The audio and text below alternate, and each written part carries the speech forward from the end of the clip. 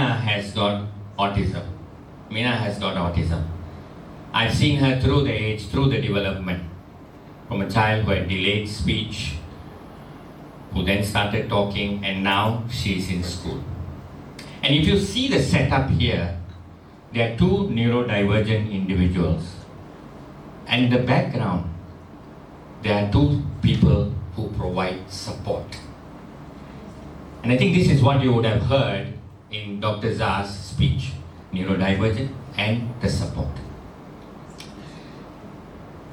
When I started preparing for this, and I thought to start, okay, let's talk about their success stories. Then Bunyo asked me a question. Everywhere we go, they only want us to talk about success. But do you know, for this success to come, there is struggle. If people want to see life in our eyes, they must understand what we go through. So I took that. See, neurotypicals always decide, no, we must take everyone's view. So I took Bunyo's view. So change the whole way I'm going to do. So I'm going to start some questions on challenges. Mina, apakah pengalaman anda dalam sekolah rendah, masa sekolah rendah? Apakah pengalaman anda masa sekolah rendah? Saya selalu dibuli dan diejek. Mereka kata otak saya tak betul. Saya serang direndah-rendahkan. Semua saya rasa sangat sedih dan menangis. Bercakap dengan diri sendiri. Pernah terfikir untuk mencederakan diri. You heard that? What she said? Yes. And I think you have heard this in Zah's speech as well, right? Am I right? So who is the cause of this problem? Where is this problem coming from? Is it Mina? Did Mina ask to have autistic thinking? So where is the issue coming from? Come on, someone take the mic please and give me an answer. Then, sorry?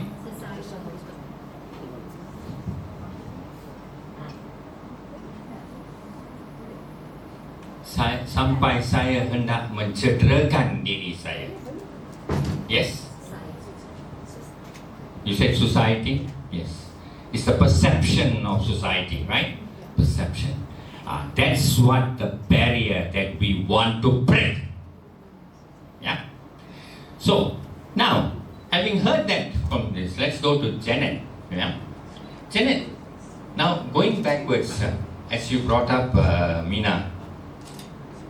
What was the most challenging aspect? What was most difficult for you?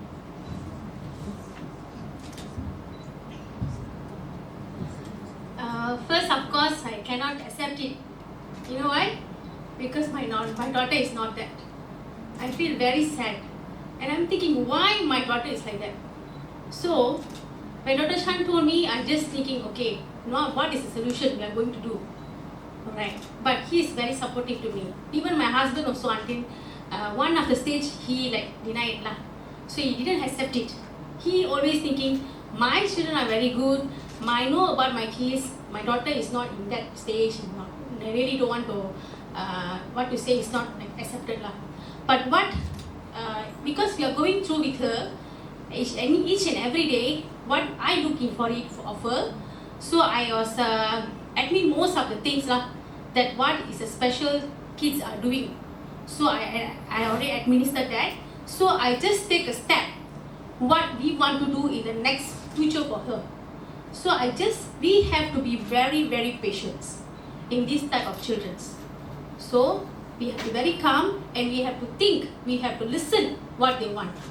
I know every children are not the same. Most children are very tantrum, but in her situation, she's a bit tantrumatic.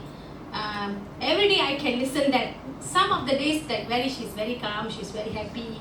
Like every normal children also feel the same thing. But only this type of children, yes, I am a bit confused with her. Sometimes I'm thinking that she's like acting version. Like why she's doing, is it she's correct or not? No lah, she's not autism. I feel like that. But sometimes I also learning. Until now I'm learning with her. Everything is different for me. But what I face it is very difficult. But we are the parents, we are the mother, We should stand for it. We can do it. Yeah, I know every mother also can do it. Yes, for good future for them. That's the thing I can tell you. But must be somebody specific people for support us. And we have to support ourselves. Don't be so down. So we also have need some supporting. Okay? Thank you. Then to put a number, if possible, how long did it take you to accept the diagnosis? I think I know that she's some problems, but for me, if I just understood, I think around nearly 2 years. 2 years. See, 2 years. 2 years is considered fast, you know. There are those 7 years, I'm saying, 10 years, 15 years, then come for assistance. There is, yes. Because it's not easy. It's very easy for a pediatrician to make a diagnosis. You follow the process and you make the diagnosis. See, the parents who have asked me, you spend 2 hours with my child. Huh? So you, betul ke diagnosis you? So, when I was younger, I used to get angry, ego. But with age, I'm calm. You know what that means to me, that makes me think. So, I look at myself, how did I come to the diagnosis? And I tell them 2 things. Firstly, is I have done it in a very professional manner, using the standard method, and that's my professional opinion. Similarly, you are entitled to your views. Yes, and I respect that. That's the first thing. The second thing is, the diagnosis is just a name. But what we want to support the child is, do you agree the child do have some difficulties? That way I engage them. Yes, there is difficulties. He can't sit still, he's running, he's spinning, he's jumping up and down. Yeah, so he needs support. So, me as a professional now, for me, I don't force my view on them.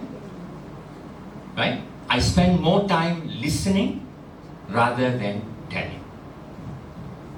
So I learn as I grow. Okay. We have heard from Mina and Janet. How do I know Bunyu? I met Bunyu. Bunyu, remember how we met? Yeah, okay. Yeah. Sorry, I wasn't challenging you. I went for Dr. Zha's training. And I went for a training, the same training twice. Because I heard the last statement Dr. Zha said, neurodiversity, I include you in the classroom. That's not enough. You must believe it. So for me to believe and move out of disorder to neurodiversity, I had to convince myself. So I went for the second time to attend her training. And that is where I met Bunyu. Bunyu, see, when I went through medical school, I struggled. I know how I struggled, not the anatomy. Can you share with us some of the difficulties or struggles you faced when you're studying and possibly in your practice now? First of all, when you ask me whether if I remember where I met you, I usually tell people I am a small potato with a goldfish memory. But there are certain things that I can remember clearly, especially the dates and things like that. So when Dr. Shan asked me, I was wondering, did he forgot? Not I forgot. Sharp memory, strength. So now I forgot what is your question. Something about my struggle. In your process, medical school, what were the struggles you faced? And also in your current medical practice? Okay. Thank God he asked me about medical school. If he asked way before medical school, I really have no memory. Okay, I grew up without any childhood memory, which I believe is subconsciously I might have actually pushed it down and try not to think about it. And right now, I have a very hard time trying to remembering it. So way back in my medical school, I actually medicine was not my ambition. I took it up as a challenge because people around me looked down on me. People around me call me stupid, slow, stubborn, lazy, which I hate all these forwards until I accepted myself. So yes, I chose medicine. I struggled through my 5 years of medical school, and struggling in a way that, number one, I have no idea what the teacher says. But unlike Dr. Sham, he thinks anatomy is hard. For me, anatomy is the easiest because all I need to do is memorize everything. Then I can tell you every single muscle, every single nerve, and every single vessel from where it goes to where. It's more like a visual memory and memorize the weird names that they have. And I think that is the easiest thing compared to all the physiology, biochemistry, all the other system in our body. Visual thinking versus abstract thinking. So as a medical student, of course, I failed every semester of mine. Actually, I'm very proud to tell you. I have only sad stories to tell. Every time when I go for all this public sharing, I only have sad stories to tell. I have made people cry, but today I'll try not to make anyone cry. So when I failed every semester of mine, which means I have 0 holidays. When everyone go for their semester break, I have to stay back and recite my paper. But somehow I think I look in the positive side whereby I have never dropped from my batch. After I recite, I'll pass. And usually I failed those simpler subjects. All the tough one, I don't know how I do it. Probably I memorize and go in and write whatever it is. So I've also made myself very famous in medical school, whereby everybody knows that I will fail my exams. So when every time after an exam, when the result come out, all my seniors and juniors will come up to me and ask me, "So how many subjects you failed this time, huh?" That is what people will come and ask me. My lecturers will send all the students who failed the exam to come and see me. Actually, I don't know what he wants. So I stare at those students and ask, I have no idea what am I supposed to do with you, which until now I still don't know why. Work-wise, I'll try to be very, very discreet actually. So basically, a lot of people just don't understand. So even when we have all this Autism Awareness Month initially, now become Autism Acceptance Month, I still don't think people are aware or accept people like us. So for example, if I were to write a reply letter, and that consultant that I work with knows that I'm dyslexic, she will tell me, how many times do I need to tell you to summarize your reply letter? I understand what you want, summary. Problem is, I don't know how to summarize. For me, everything is important. Okay, and if I were to share whatever my public talk with my workplace people, my consultant will tell me, "Oh, you're very overwhelmed, right? No need to do lah." And then in a way, I felt being rejected. Like, are you telling me that I am not capable? I'm just telling you when I feel overwhelmed, what will I do? Of course, I have my own ways to actually try to overcome it. And if you ask me what I want, a lot of people actually ask me what I want in my workplace, what do I want people to do for me? I think working in the government sector is kind of impossible to ask them to create a small little room, like the calm room for me, is already no place for the patient to sit also. So how to go and create all this? So my calm room is actually the toilet. I'll just go inside the toilet, don't bring my handphone inside, sit there for 5 minutes. People won't question me actually. People won't say I juri tulang or I go MIA. But that is the thing that I need. What I will actually advise or what I will usually tell during all this public talk is that we have another 15 minutes on, okay, I'll make it fast. It's basically, I'll ask people to be kind. The word kindness actually means a lot, meaning that it's not only be kind towards people like us, but why can't we be kind to everyone? meaning that by being kindness to someone, you actually know what to do. You don't really have to purposely do it, right? So for example, recently someone actually mentioned a meltdown as a drama. Okay, but to me, a meltdown is a real meltdown, it's a real suffering, it's a lot of guilt after that. And I don't deny that because I do have meltdowns and I do have self-harm.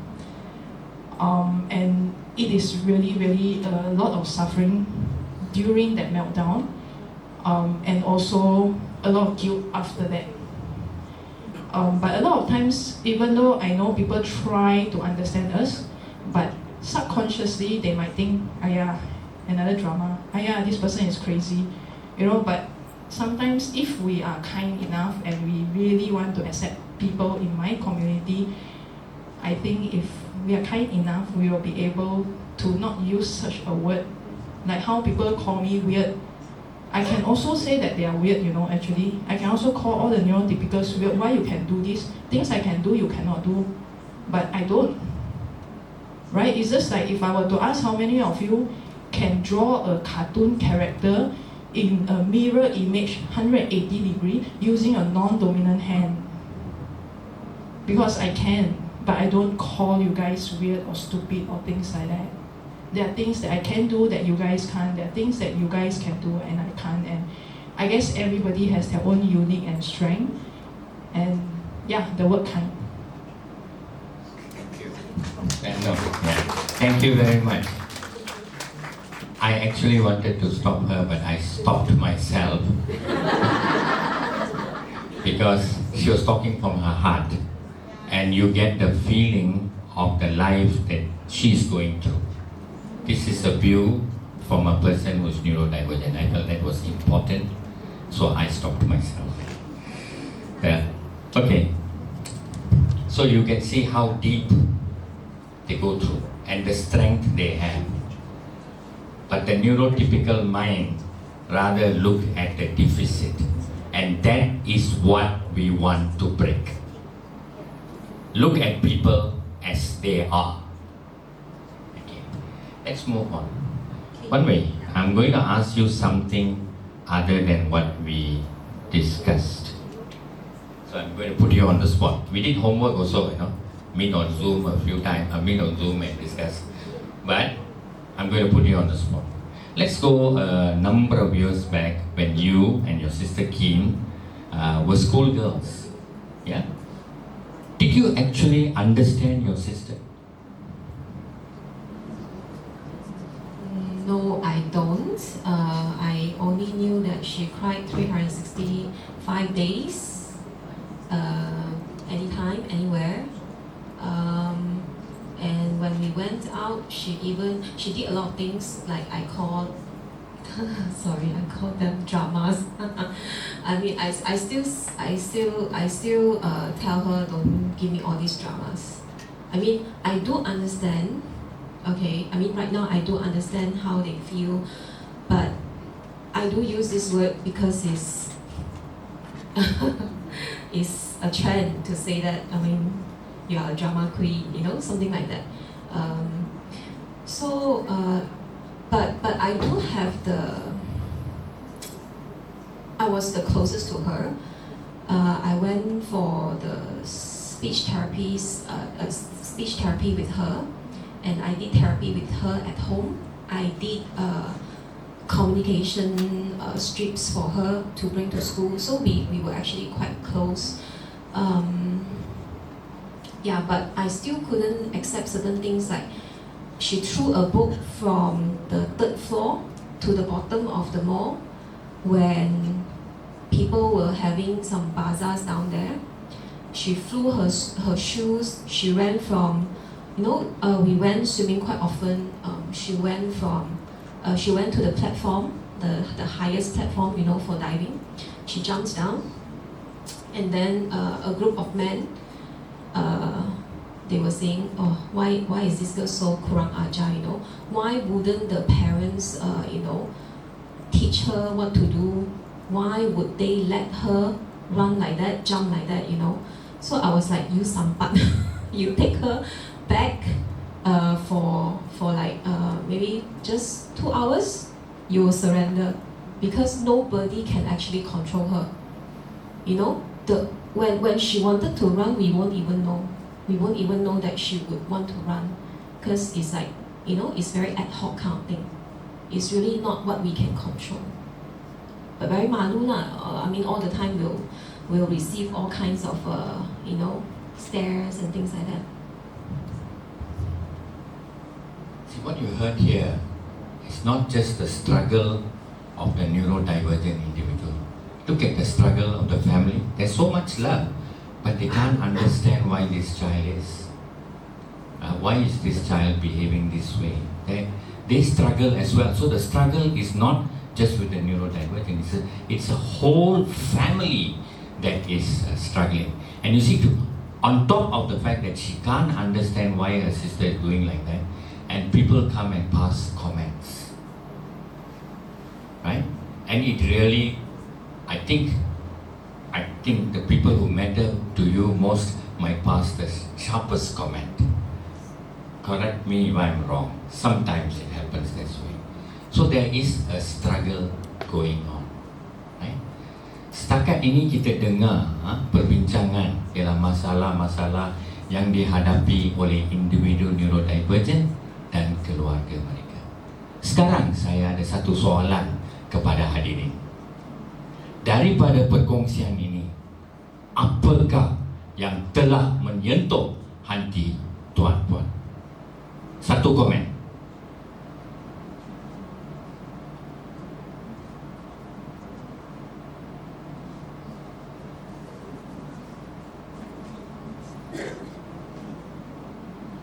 Dah dengar lebih kurang 20 minit kita dengar perkongsian mereka. Apakah yang satu yang menyentuh hati tuan atau puan? If see, they got a saying, if you don't go to the mountain, I'll come to the mountain. Yeah, finish. A few moments later. Mr. Pei, what in their sharing that touched your heart? I guess the one that touched me most would be just now was Nina, the girl that's sharing of being bullied and lots of rejections in school, and to the extent that she's thinking of self-harm. I guess that's something that's very unfortunate because she's bearing the cost of ignorance from others, from the society. Thank you.